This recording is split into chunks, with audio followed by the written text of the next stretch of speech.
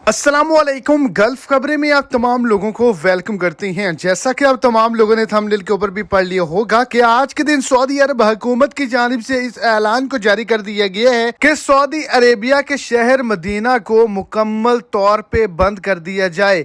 Medina के अंदर आज के दिन इंतहाई अफसोसनाक हादसा जो है वो पेश आया है, जिसके नतीजे में काफ़ी ज़्यादा लोग जो हैं वो हलाक हुए हैं, जिसके अंदर पाकिस्तानी, इंडियन बच्चे और ख़वातीन भी शामिल थी। वीडियो की तफसीलात को जानने के लिए वीडियो को एंड तक देखें, और अगर इस चैनल पर आप फर्स्ट टाइम हैं तो लाजमी से चैनल को सब्सक्राइब करें, वीडियो को लाइक करें और अपने दोस्तों तक इसको ज्यादा से ज्यादा शेयर करें। मदीना सऊदी अरेबिया के अंदर अफीफ रोड पर गाड़ी और ट्रक में टक्कर हुई है।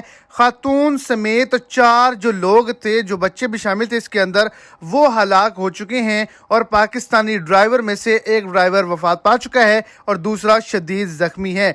ड्राइवर को इलाज के लिए करीबी हॉस्पिटल के अंदर दाखिल कर दिया गया है और मुकम्मल तौर पर सऊदी अरेबिया मदीने के अंदर इमरजेंसी नाफिज कर दी गई है।